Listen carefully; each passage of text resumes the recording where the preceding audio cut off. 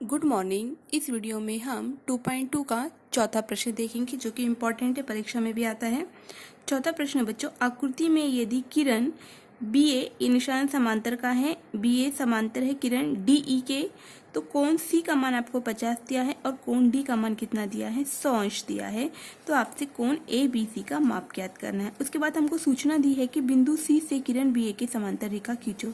पहले आकृति में समझते हैं। अब इस आकृति में बच्चों हमें दिया है कि ये किरण बी ए, ये किरण डी ई दोनों आपस में क्या है, समांतर है, बी ए और डी ई।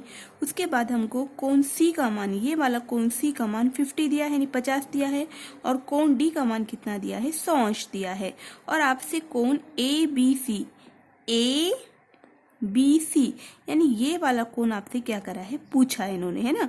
तो हमें कोण ए बी सी क्या करना है, ज्ञात करना है।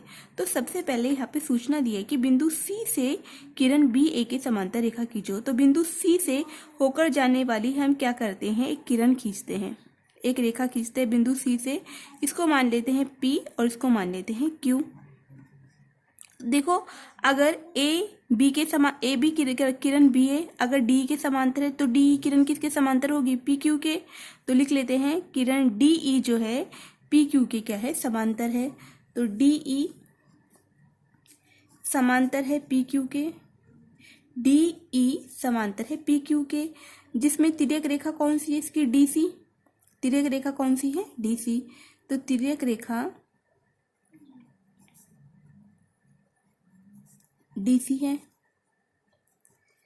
डीई पी क्यू समांतर है और डीसी रेखा कौन सी है, तिर्यक रेखा है।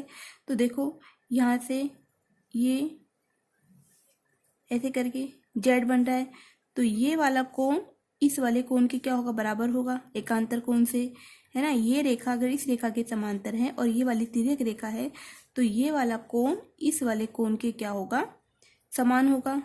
तो लिखेंगे कोण ई डी सी, कोण E D C, E D C सर्वांग सम होगा कोण डी सी पी के, डी सी पी के। कारण क्या लिखोगे बच्चों, एकांतर कोण से, एकांतर कोण। ठीक है, अब देखो ई डी सी का मान कितना है, 100, तो डी सी पी का मान भी कितना होगा, इसलिए कोण डी सी पी का मान भी कितना होगा, 100 अंश। तो 100 लिख देंगे। ठीक है, अब डी सी पी ये वाला पूरा कोण कितना आ गया, 100 अंश का आ गया, है ना। अगर हम इसको जोड़ते हैं, देखो डी सी पी, कोण डी सी पी का मान किसके बराबर होगा, कोण D C P is equal कोण डी सी पी, ये वाला पूरा कोण किसके समान होगा, किसके योग के बराबर होगा, डी सी बी और बी सी पी। तो लिख लेते हैं डी सी पी किसके बराबर होगा, डी सी बी, कोण D C B plus B C P, कोण बी सी पी। तो इनकी वैल्यू पुट कर देते हैं। डी सी पी का मान कितना है, 100 अंश, तो यहाँ पे 100 अंश लिख लेते हैं, बराबर डी सी बी ये वाला कोण कितना है, 50 अंश, तो डी सी बी का मान 50 लिख लेते हैं।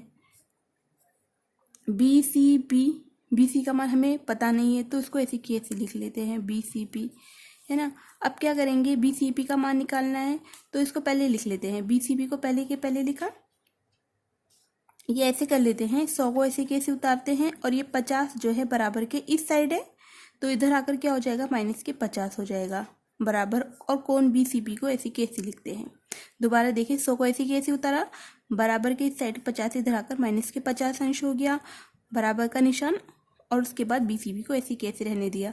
तो 100 में से 50 लिए बच्चों कितने बचते हैं, 50 अंश। तो कोण बी सी पी का मान कितना आ गया, बी सी पी बराबर कितना आ गया, 50 अंश आ गया, 50 अंश, है ना। तो कोण बी सी पी का मान कितना आ गया, 50 अंश आ गया। तो अब आपका ये वाला कोण, ये वाला बी सी पी कितना आ गया, 50 अंश आ गया। अब देखो उसके बाद ए बी और पी क्यू भी क्या है, समांतर है। रेखा ए बी और पी क्यू भी समांतर है। ए बी समा पी क्यू समांतर रेखाएं हैं, जिसमें ये बी सी इनकी तिर्यक रेखा है, जिसमें बी सी तिर्यक रेखा है,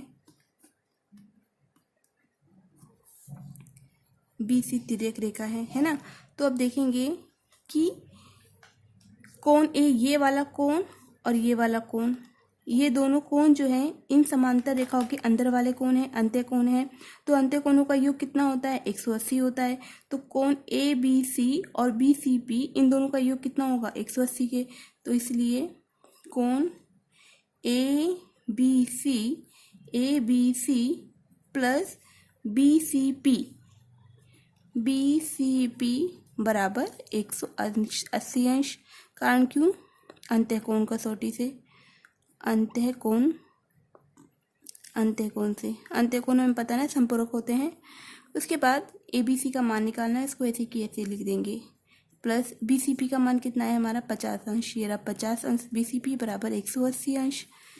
उसके बाद ए बी सी को यहीं के यहीं रहने देंगे, बराबर के नीचे बराबर 180 अंश, प्लस का 50 उधर जाकर माइनस के 50 हो जाएगा। तो कोण ए बी सी बराबर 180 में से हम 50 को घटाएंगे तो 130 अंश आएगा। तो हमको यहाँ पे सिद्ध करना था, ए बी सी का मान निकालना था। ए बी सी का मान हमारा कितना है, 130 अंश आया। इसके बाद आगे का प्रश्न हम अगले वीडियो में देखेंगे।